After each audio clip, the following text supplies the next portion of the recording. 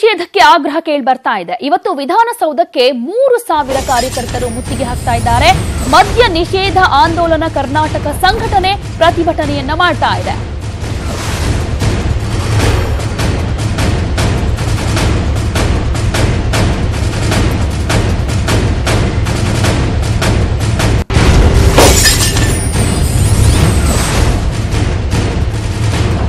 ರಾಜ್ಯಾದ್ಯಂತ ಸಂಪೂರ್ಣ ಮದ್ಯ ನಿಷೇಧ ಮಾಡಬೇಕು ಅನ್ನುವಂತ ಆಗ್ರಹ ಕೇಳಿ ಬರ್ತಾ ಇದೆ. ಹೀಗಾಗಿ ವಿಧಾನಸೌಧಕ್ಕೆ 3,000 ಕಾರ್ಯಕರ್ತರು ಇವತ್ತು ಮುತ್ತಿಗೆ ಹಾಕ್ತಾ ಇದ್ದಾರೆ. ಶಕ್ತಿ ಸೌಧದ ಮುತ್ತಿಗೆಗೆ ಮಹಿಳಾ ಸೇನೆ ಕೂಡ ಸಜ್ಜಾಗಿದೆ. ಬೆಳಗ್ಗೆ 11 ಗಂಟೆ ಸುಮಾರಿಗೆ ವಿಧಾನಸೌಧ ಚಲೋ ಹಮ್ಮಿಕೊಂಡಿದ್ದಾರೆ. ರಾಜ್ಯದ ಮೂಲೆ ಮೂಲೆಯಿಂದ ಕಾರ್ಯಕರ್ತರು ಬಂದಿದ್ದಾರೆ. ಇವತ್ತು ವಿಧಾನಸೌಧಕ್ಕೆ ಮುತ್ತಿಗೆ ಹಾಕಲಿದ್ದಾರೆ. ಮಲ್ಲೇಶ್ವರಂ ಮೈದಾನದಲ್ಲಿ ಕಾರ್ಯಕರ್ತರು ಈಗಾಗಲೇ ಜಮಾಯಿಸಿದ್ದಾರೆ. ಮದ್ಯ ನಿಷೇಧ ಹೋರಾಟಕ್ಕೆ ಲಂಚ ಮುಕ್ತ ವೇದಿಕೆ ಕೂಡ ಬೆಂಬಲವನ್ನ ಕೊಡ್ತಾ ಇದೆ. ವಿಧಾನಸೌಧ ಮುತ್ತಿಗೆ ತಡೆಗೆ ಪೊಲೀಸರು ಕೂಡ ಸರ್ವ ತಯಾರಿಯನ್ನ ಮಾಡಿಕೊಂಡಿದ್ದಾರೆ. ಆದರೆ ವಿಧಾನಸೌಧ ಚಲೋವನ್ನ ಹಮ್ಮಿಕೊಂಡಿದ್ದಾರೆ ಕಾರ್ಯಕರ್ತರು. ಈಗಾಗಲೇ ಮಲ್ಲೇಶ್ವರಂ ಮೈದಾನದಲ್ಲಿ ಕಾರ್ಯಕರ್ತರು ಜಮಾಯಿಸಿದ್ದಾರೆ. 11 ಗಂಟೆ ಸುಮಾರಿಗೆ ವಿಧಾನಸೌಧಕ್ಕೆ ಮುತ್ತಿಗೆ ಹಾಕೋದಕ್ಕೆ ಎಲ್ಲಾ ತಯಾರಿಗಳನ್ನ ಮಾಡಿಕೊಳ್ತಾ ಇದ್ದಾರೆ. ಇನ್ನು ವಿಧಾನಸೌಧ ಮುತ್ತಿಗೆ ತಡೆಗೆ ಪೊಲೀಸರು ಕೂಡ ಸರ್ವ ತಯಾರಿಯನ್ನ ಮಾಡಿಕೊಳ್ತಾ ಇದ್ದಾರೆ. ಇನ್ನು ಮದ್ಯ ನಿಷೇಧ ಹೋರಾಟಕ್ಕೆ ಲಂಚ ಮುಕ್ತ ವೇದಿಕೆ ಬೆಂಬಲವನ್ನ ಕೊಡ್ತಾ ಇದೆ. ರಾತ್ರಿ ಇಡೀ ಮಹಿಳೆಯರು, ಮಕ್ಕಳು ಎಲ್ಲರೂ ಕೂಡ ಈಗಾಗಲೇ ಮಲ್ಲೇಶ್ವರಂನ ಮೈದಾನದಲ್ಲೇ ಬೀಡು ಬಿಟ್ಟಿದ್ರು. ಇವತ್ತು 11 ಗಂಟೆಗೆ ವಿಧಾನಸೌಧಕ್ಕೆ ಮುತ್ತಿಗೆ ಹಾಕ್ತಾರೆ.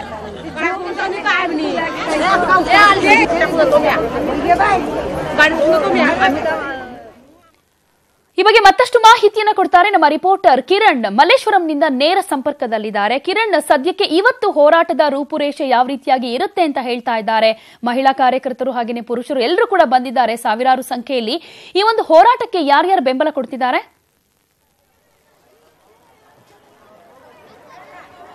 ಖಂಡಿತ ಪ್ರತಿಮಾ, ಮದ್ಯ ನಿಷೇಧ ಮಾಡಬೇಕು ಅಂತ ಹೇಳಿ ಚಿತ್ರದುರ್ಗದಿಂದ ಪಾದಯಾತ್ರೆ ಬಂದಿರತಕ್ಕಂತ ಸಾವಿರಾರು ಮಹಿಳೆಯರು ಇಲ್ಲಿ ವಾಸ್ತವ್ಯವಿರ್ತಕ್ಕಂಥದ್ದು.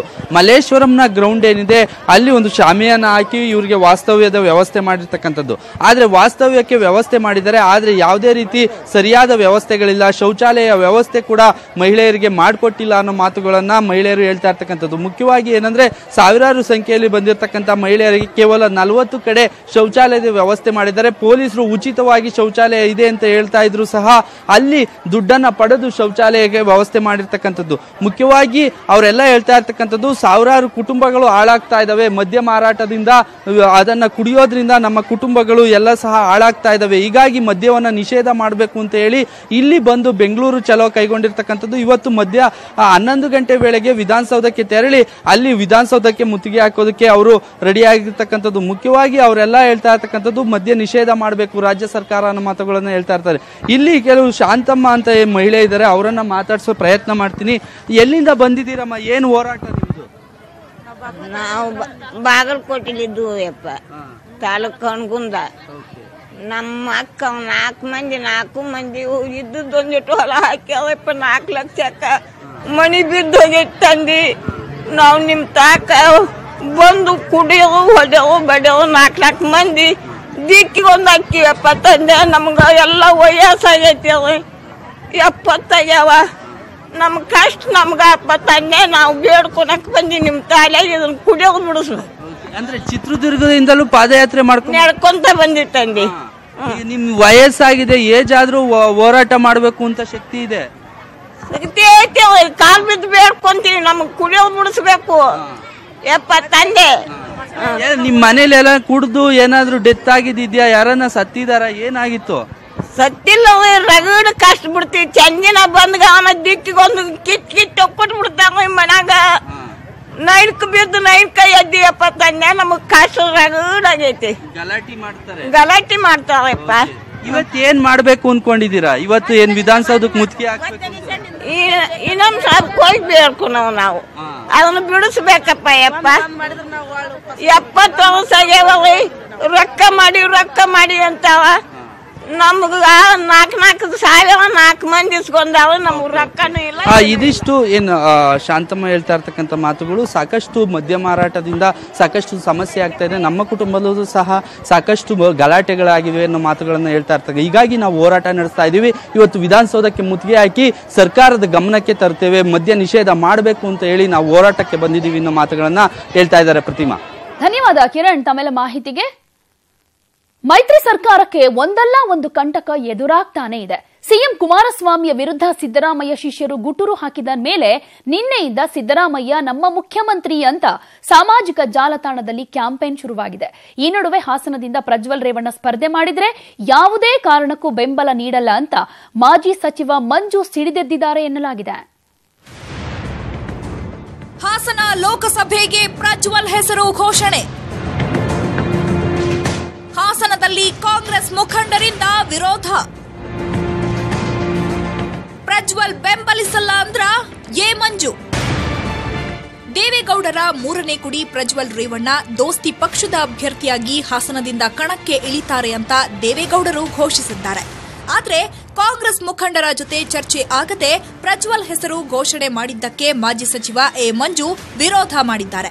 ಬೇಕಾದ್ರೆ ಹಾಸನದಿಂದ ದೇವೇಗೌಡರೇ ಸ್ಪರ್ಧಿಸಲಿ, ನಮ್ಮ ಅಭ್ಯಂತರವಿಲ್ಲ. ಪ್ರಜ್ವಲ್ ಕಣಕ್ಕಿಳಿದರೆ ಕಾಂಗ್ರೆಸ್ ಬೆಂಬಲಿಸಲ್ಲ ಅಂತ ಆಪ್ತರಲ್ಲಿ ಹೇಳಿಕೊಂಡಿದ್ದಾರಂತೆ. ದೇವೇಗೌಡರು ಬೇರೆ ಕಡೆಯಿಂದ ಸ್ಪರ್ಧಿಸಿದರೆ ಹಾಸನ ಕ್ಷೇತ್ರ ಕಾಂಗ್ರೆಸ್ಗೆ ಬಿಟ್ಟುಕೊಡಬೇಕು ಅಂತ ಪಟ್ಟು ಹಿಡಿದಿದ್ದಾರಂತೆ. ಹೀಗಾಗಿ ಪರಿಸ್ಥಿತಿ ಬಿಗಡಾಯಿಸಿದರೆ ಪ್ರಜ್ವಲ್ ಕ್ಷೇತ್ರ ಬದಲು ಮಾಡೋ ಸಾಧ್ಯತೆ ಇದೆ ಎನ್ನಲಾಗಿದೆ. ಈ ನಡುವೆ ಮಹಾಗಠಬಂಧನ್ ಲಾಭ ಪಡೆಯಲು ಜೆಡಿಎಸ್ ಮಾಸ್ಟರ್ ಪ್ಲಾನ್ ಮಾಡಿದೆ. ಕರ್ನಾಟಕ ಸೇರಿ 5ಕ್ಕೂ ಹೆಚ್ಚು ರಾಜ್ಯಗಳಲ್ಲಿ ತಮ್ಮ ಪಕ್ಷದ ಅಭ್ಯರ್ಥಿಗಳನ್ನು ಕಣಕ್ಕಿಳಿಸಲು ನಿರ್ಧಾರ ಮಾಡಲಾಗಿದೆ. ಕೇರಳದಲ್ಲಿ ಎಡಪಕ್ಷದ ಜೊತೆ ಮೈತ್ರಿ, ಉತ್ತರ ಪ್ರದೇಶ, ಅರುಣಾಚಲ ಪ್ರದೇಶ ಹಾಗೂ ಪಂಜಾಬ್ನಲ್ಲಿ ಪ್ರಾದೇಶಿಕ ಪಕ್ಷಗಳ ಜೊತೆ ಸ್ಪರ್ಧೆಗೆ ನಿರ್ಣಯ ಮಾಡಲಾಗಿದೆ. ಕರ್ನಾಟಕ ಹೊರತುಪಡಿಸಿ ಇತರೆ ರಾಜ್ಯಗಳಲ್ಲಿ ಕನಿಷ್ಠ 10 ಅಭ್ಯರ್ಥಿಗಳನ್ನು ಅಖಾಡಕ್ಕೆ ಇಳಿಸಲು ಚಿಂತನೆ ನಡೆದಿದೆ. ಜೆಡಿಎಸ್ ರಾಷ್ಟ್ರೀಯ ಪ್ರಧಾನ ಕಾರ್ಯದರ್ಶಿ ಡ್ಯಾನಿಶ್ ಅಲಿ ಉತ್ತರ ಪ್ರದೇಶದಿಂದ ಲೋಕಸಭೆಗೆ ಸ್ಪರ್ಧೆ ಮಾಡಲಿದ್ದಾರೆ. Political bureau, news 18 Kannada. 4 ಅತೃಪ್ತ ಕಾಂಗ್ರೆಸ್ ಶಾಸಕರಿಗೆ ಮತ್ತೆ ನೋಟಿಸ್ ಕೊಡಲಾಗಿದೆ. ಶಾಸಕಾಂಗ ಸಭೆಗೆ ಗೈರಾಗಿದ್ದಕ್ಕೆ ಮತ್ತೆ ನೋಟಿಸ್ ಜಾರಿಯಾಗಿದೆ. ಖುದ್ದು ಸಿದ್ದರಾಮಯ್ಯ ಮುಂದೆ ವಿಚಾರಣೆಗೆ ಹಾಜರಾಗಬೇಕು ಅನ್ನುವಂತ ಸೂಚನೆಯನ್ನ ಕೊಡಲಾಗಿದೆ. 4 ಅತೃಪ್ತ ಕಾಂಗ್ರೆಸ್ನ ಶಾಸಕರಿಗೆ ಮತ್ತೆ ನೋಟಿಸ್ ಜಾರಿಯಾಗಿದೆ. ಶಾಸಕಾಂಗ ಸಭೆಗೆ ಗೈರಾಗಿದ್ದಕ್ಕೆ ಇದೀಗ ಮತ್ತೆ ನೋಟಿಸ್ ಜಾರಿ ಮಾಡಲಾಗಿದೆ. ಖುದ್ದು ಸಿದ್ದರಾಮಯ್ಯ ಮುಂದೆ ವಿಚಾರಣೆಗೆ ಹಾಜರಾಗಬೇಕು ಅನ್ನುವಂತ ಸೂಚನೆಯನ್ನು ಕೊಡಲಾಗಿದೆ. ಸಿದ್ದರಾಮಯ್ಯಗೆ ವಿವರಣೆಯನ್ನ ನೀಡಬೇಕು ಅನ್ನುವಂತ ಖಡಕ್ ಸೂಚನೆಯನ್ನ ನೋಟಿಸ್ ಮುಖಾಂತರ ನೀಡಲಾಗಿದೆ. ಗೋಕಾಕ್ ಶಾಸಕ ಮತ್ತು ಬಿ ನಾಗೇಂದ್ರಗೆ ನೋಟಿಸ್ ಕೊಡಲಾಗಿದೆ. ಹಾಗೆ ಮಹೇಶ್ ಕುಮಟಳ್ಳಿ ಹಾಗೂ ಉಮೇಶ್ ಜಾಧವ್ಗೂ ನೋಟಿಸ್ ಜಾರಿಯಾಗಿದೆ. ಅತೃಪ್ತ 4 ಕೈ ಶಾಸಕರ ನಡೆ ಇನ್ನೂ ನಿಗೂಢವಾಗಿದೆ. ಮುಂಬೈನಲ್ಲೇ ಇದ್ದಾರೆ ಅತೃಪ್ತ ಶಾಸಕರು ಅಂತ ಕೂಡ ಹೇಳಲಾಗ್ತಾ ಇದೆ. ಆಪರೇಷನ್ ಕಮಲದ ಆಟ ಇನ್ನೂ ನಿಂತಿಲ್ಲ ಅನ್ನುವಂತ ಮಾತು ಕೂಡ ಕೇಳಿ ಬರ್ತಾ ಇದೆ. ಇದರ ನಡುವೆ ಅತೃಪ್ತ ಶಾಸಕರಿಗೆ ನೋಟಿಸ್ ಜಾರಿ ಮಾಡಲಾಗಿದೆ. ಸಿದ್ದರಾಮಯ್ಯ ಅವರ ಮುಂದೆಯೇ ವಿಚಾರಣೆಗೆ ಹಾಜರಾಗಬೇಕು ಅನ್ನುವಂತ ನೋಟಿಸ್ ಅನ್ನ ಜಾರಿ ಮಾಡಲಾಗಿದೆ.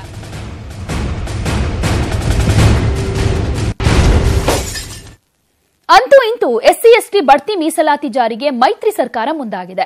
ಇಂದು ಬಡ್ತಿ ಮೀಸಲಾತಿ ಜಾರಿ ಕುರಿತು ಸಚಿವ ಸಂಪುಟ ಸಭೆಯಲ್ಲಿ ನಿರ್ಧಾರ ತೆಗೆದುಕೊಳ್ಳೋ ಸಾಧ್ಯತೆ ಇದೆ. ರಾಷ್ಟ್ರಪತಿಗಳಿಂದ ಅಂಕಿತವಾಗಿರೋ ವಿಧೇಯಕವನ್ನ ಜಾರಿಗೊಳಿಸಿ ಎಸ್ಸಿ ಎಸ್ಟಿ ನೌಕರರಿಗೆ ಸಿಹಿ ಸುದ್ದಿ ನೀಡಲು ಸರ್ಕಾರ ಮುಂದಾಗಿದೆ. ಇದೇ ಕ್ಯಾಬಿನೆಟ್ ಸಭೆಯಲ್ಲಿ ಬಜೆಟ್ ಬಗ್ಗೆಯೂ ಚರ್ಚೆ ನಡೆಯೋ ಸಾಧ್ಯತೆ ಇದೆ.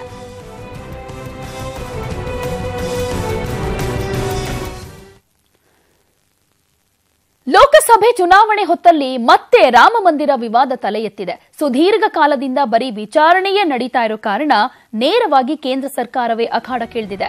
ವಿವಾದಿತವಲ್ಲದ ಜಮೀನನ್ನ ಅದರ ಮೂಲ ಮಾಲೀಕರಿಗೆ ಹಸ್ತಾಂತರಿಸಲು ಅವಕಾಶ ಕೊಡಬೇಕು ಅಂತ ಕೇಂದ್ರ ಸರ್ಕಾರ ಸುಪ್ರೀಂ ಕೋರ್ಟ್ಗೆ ಅರ್ಜಿ ಸಲ್ಲಿಸಿದೆ. 2.77 ಎಕರೆ ನಿವೇಶನ ಸೇರಿ ಸುತ್ತಮುತ್ತಲಿನ 67 ಎಕರೆ ಜಮೀನನ್ನ ಕೇಂದ್ರ ಸರ್ಕಾರ ಈಗಾಗಲೇ ಸ್ವಾಧೀನ ಮಾಡಿಕೊಂಡಿದೆ. ಹೀಗಾಗಿ ಜಮೀನನ್ನ ಅದರ ಮೂಲ ಮಾಲೀಕರಾದ ರಾಮ ಜನ್ಮಭೂಮಿ ನ್ಯಾಸಕ್ಕೆ ಅಂದರೆ ರಾಮ ಮಂದಿರ ನಿರ್ಮಾಣಕ್ಕಾಗಿ ವಿಶ್ವ ಹಿಂದೂ ಪರಿಷತ್ ಸ್ಥಾಪಿಸಿರುವ ಸಂಘಟನೆಗೆ ಕೊಡಬೇಕು ಅಂತ ಅರ್ಜಿಯಲ್ಲಿ ಕೇಂದ್ರ ಸರ್ಕಾರ ವಿನಂತಿಸಿಕೊಂಡಿದೆ.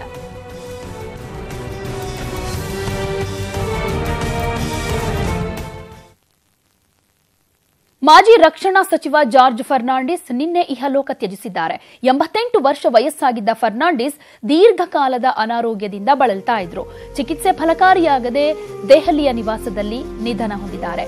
ಇಂದು ಫರ್ನಾಂಡಿಸ್ ಪುತ್ರ ಅಮೆರಿಕದಿಂದ ಬರೋ ಸಾಧ್ಯತೆ ಇದೆ. ಇವತ್ತೇ ಏನಾದ್ರೂ ಮಗ ಬಂದ್ರೆ ಇವತ್ತೇ ಅಂತ್ಯ ಸಂಸ್ಕಾರ ನಡೆಯಲಿದೆ. ಇಲ್ಲದಿದ್ರೆ ನಾಳೆ ಅಂತ್ಯಕ್ರಿಯೆ ನೆರವೇರುತ್ತೆ. ಕರ್ನಾಟಕದ ಹಿರಿಯ ರಾಜಕಾರಣಿಯ ಅಗಲಿಕೆಗೆ ಗಣ್ಯರು ಕಂಬನಿ ಮಿಡಿದಿದ್ದಾರೆ. ಮಾಜಿ ಸಿಎಂ ಸಿದ್ದರಾಮಯ್ಯ ಸೇರಿದಂತೆ ಹಲವರು ಅಂತ್ಯ ಸಂಸ್ಕಾರದಲ್ಲಿ ಭಾಗಿಯಾಗುವ ಸಾಧ್ಯತೆ ಇದೆ.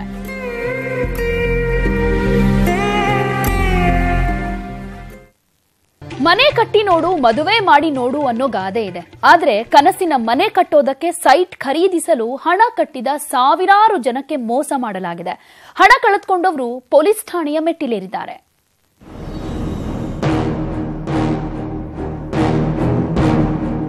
ಹೇಗೆ ಪೊಲೀಸ್ ಠಾಣೆಯ ಮುಂದೆ ಜಮಾವಣೆಯಾಗಿರೋ ಇವರೆಲ್ಲ ಸೈಟ್ಗಾಗಿ ಹಣ ಕಟ್ಟಿ ಮೋಸ ಹೋದವರು. ಕಡಿಮೆ ರೇಟಿಗೆ ಸೈಟ್ ಸಿಗುತ್ತೆ ಅಂತ ಬಳ್ಳಾರಿಯ ಸುಮಾರು 6,000ಕ್ಕೂ ಅಧಿಕ ಜನರು ಶ್ರೀ ಶಿವಸಾಯಿ ಡೆವಲಪರ್ಸ್ ಬಳಿ ಪ್ರತಿ ತಿಂಗಳು ₹1,000 60 ತಿಂಗಳ ಕಾಲ ಹಣ ಕಟ್ಟಿದ್ರು. ಆದ್ರೆ ಕಳೆದ 2004ರಿಂದ ಸೈಟ್ ಹೆಸರಿನಲ್ಲಿ ಹಣ ಕಟ್ಟಿದ್ದ 6,000ಕ್ಕೂ ಅಧಿಕ ಜನರಿಗೆ ಇದೀಗ ಸೈಟ್ ನೀಡಿಲ್ಲ, ಹಣವನ್ನು ವಾಪಸ್ ಕೊಟ್ಟಿಲ್ಲ. ಅದರಲ್ಲೂ ಈ ವೃದ್ಧ ದಂಪತಿ ತಾವು ಹೋದ ಮೋಸಕ್ಕೆ ತನ್ನ ಮಗಳನ್ನೇ ಕಳೆದುಕೊಂಡಿದ್ದಾರೆ. ಸ್ವಂತ ತಮ್ಮ ಮಗಳು ಕೊಟ್ಟಿನಿ, ನಿಜ ಅಂದ್ರೆ ಸುಳ್ಳಲ್ಲ. ಮಗಳು ಕೊಟ್ರೆ ಈಗ ವರ್ಷ ಆಯ್ತು, 2 ವರ್ಷ ಆಯ್ತು, 5 ವರ್ಷ ಆಯ್ತು, ಕೊಡ್ಲಿಲ್ಲ. ಆ ಹಿಂಸೆಗೆ ನನ್ನ ಮಗಳು ಸುಟ್ಕೊಂಡು ಸತ್ತು. ಈಗಲೂ ಬ್ರೂಸ್ಪೇಟೆ ಪೊಲೀಸ್ ಸ್ಟೇಷನ್ ಕೇಸ್ ನಡೀತಾ ಇತ್ತು. ವಿಜಯವಾಡಲಿಂದ ಖಮ್ಮಮ್ಮಿಗೆ 5-6 ಸಲ ಹೋಗಿ ಬಂದೀವ್ರಿ. ಆಮೇಲೆ ಬಸ್ಸಿಗೆ ಹೋಗಿ ಬಂದೀವಿ. ಬಸ್ ಆಕ್ಸಿಡೆಂಟ್ ಆಯ್ತು. ಅದಕ್ಕೂ ಯಾರೇ ಅನ್ನಲಿಲ್ಲ, ಬರ್ತೀವಮ್ಮ ಮಾಡ್ತೀವಮ್ಮ ಅಂತಂದು. ಯಾರು ನಡ್ಬರ್ಕ್ ಇರ್ತಾರೋ ಅವ್ರಿಗೆ ಜೋರು ಮಾಡಿದವ್ರಿಗೆ ಮಾಡಿಸ್ಕೊಟ್ಬಿಡೋದು, ನಮ್ಮಂತವ್ರನ್ನ ಸುಮ್ಮನೆ ದೆಬ್ಬಿ ಬಿಡೋದು. ತಾಳೂರು ರಸ್ತೆ ಹೊಸಪೇಟೆಯ ವೇಣಿ ವೀರಾಪುರ ಹಾಗೂ ಬಳ್ಳಾರಿಯ ಮಧ್ಯಭಾಗದಲ್ಲಿ ಸೈಟ್ ನೀಡುವುದಾಗಿ ಹಣ ಪಡೆದ ಶಿವಸಾಯಿ ಡೆವಲಪರ್ಸ್ ಇದುವರೆಗೂ ಒಬ್ಬರಿಗೂ ಸೈಟ್ ನೀಡಿಲ್ಲ. ಗ್ರಾಹಕರ ದೂರಿನ ಮೇರೆಗೆ ಪೊಲೀಸರು ಶಿವಸಾಯಿ ಡೆವಲಪರ್ಸ್ ಮಾಲೀಕರಾದ ಮಾಧವರಾವ್, ರಾಮಬಾಬು, ರವಿಕಾಂತರನ್ನ ಬಂಧಿಸಿ ವಿಚಾರಣೆ ನಡೆಸುತ್ತಿದ್ದಾರೆ. ಜಮೀನು ಕೊಡ್ತಾ ಇಲ್ಲ, ದುಡ್ಡನ್ನು ಕೊಡ್ತಾ ಇಲ್ಲ ಅಂತ ಹೇಳಿ ಜನ ಎಲ್ಲರೂ ಈಗ ಇದರಲ್ಲಿ ಗೊಂದಲದಲ್ಲಿ ಇದ್ದಾರೆ. ಬೇರೆ ಯಾರಾದ್ರೂ ಕೂಡ ಇಂಥ ಚೀಟಿಂಗ್ ಅವ್ರಿಗೆ ಯಾರಾದ್ರೂ ಆಗಿದ್ರೆ ನಮ್ಮ ಬಳ್ಳಾರಿ ಜಿಲ್ಲಾ ಪೊಲೀಸಿಗೆ ಅವರು ಕಂಪ್ಲೇಂಟ್ ಕೊಡಬಹುದು. ನಾನು ಡೈರೆಕ್ಟ್ ನನಗೆ SP ಅವರಿಗೆ ಕೂಡ ಕೊಡಬಹುದು, ಅಥವಾ ಲೋಕಲ್ ಕನ್ಸರ್ನ್ ಪೊಲೀಸ್ ಸ್ಟೇಷನ್ಗೆ ಹೋಗಿ ನೀವು ಕೊಡಬಹುದು. ನಾವು ಸೂಕ್ತ ಅವರ ಮೇಲೆ ಕ್ರಮ ಕೈಗೊಳ್ತೀವಿ. ಆಂಧ್ರ ಮೂಲದ ಮಾಲೀಕರು ಶಿವಸಾಯಿ ಡೆವಲಪರ್ಸ್, ಸತ್ಯಸಾಯಿ ಡೆವಲಪರ್ಸ್ ಎನ್ನುವ ಹೆಸರಿನಲ್ಲಿ ರಾಜ್ಯದ ಬಳ್ಳಾರಿ ಸೇರಿದಂತೆ ವಿವಿಧೆಡೆ ಜನರಿಗೆ ಮೋಸ ಮಾಡಿರೋದು ಬಯಲಾಗಿದೆ. ಶರಣು ಹಂಪಿ, ನ್ಯೂಸ್ 18 ಕನ್ನಡ, ಬಳ್ಳಾರಿ. ವೈದ್ಯರ ನಿರ್ಲಕ್ಷ್ಯಕ್ಕೆ ಬಾಣಂತಿ ಸಾವು ಅನ್ನೋ ಆರೋಪ ಕೇಳಿಬರ್ತಾ ಇದೆ. ಶಿವಮೊಗ್ಗದ ಭದ್ರಾವತಿಯಲ್ಲಿ ಕುಟುಂಬಸ್ಥರು ಪ್ರತಿಭಟನೆಯನ್ನ ಮಾಡ್ತಾ ಇದ್ದಾರೆ. ನಿರ್ಮಲಾ ಆಸ್ಪತ್ರೆಯ ವಿರುದ್ಧ ಬಾಣಂತಿ ಕುಟುಂಬದ ಆಕ್ರೋಶ ವ್ಯಕ್ತವಾಗ್ತಾ ಇದೆ. ವೈದ್ಯರ ನಿರ್ಲಕ್ಷ್ಯಕ್ಕೆ ಬಾಣಂತಿ ಸಾವನ್ನಪ್ಪಿದ್ದಾರೆ ಅನ್ನುವಂತ ಆರೋಪವನ್ನ ಕುಟುಂಬಸ್ಥರು ಮಾಡ್ತಾ ಇದ್ದಾರೆ.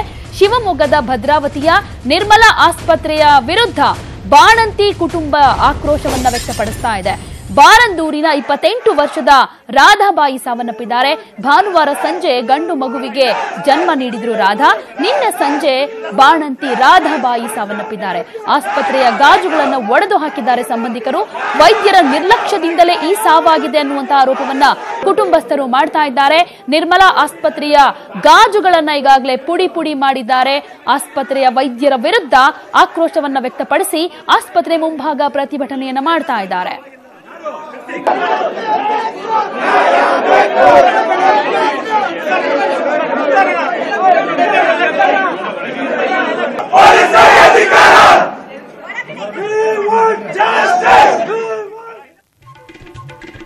ಇದಿಷ್ಟು ಇವತ್ತಿನ ಬ್ರೇಕ್ಫಾಸ್ಟ್ ನ್ಯೂಸ್ ನಲ್ಲಿನ ಪ್ರಮುಖ ಸುದ್ದಿ. ಈಗ ಮನಿ ಡಾಕ್ಟರ್ ಅನ್ನ ನೋಡ್ತಾ ಬ್ರೇಕ್ಫಾಸ್ಟ್ ನ್ಯೂಸ್ ಮುಗಿಸೋಣ. ನೋಡ್ತಾ ಇರಿ ನ್ಯೂಸ್ 18 ಕನ್ನಡ. ಜಾಲ ನಮ್ಮದು, ಬಲ ನಿಮ್ಮದು.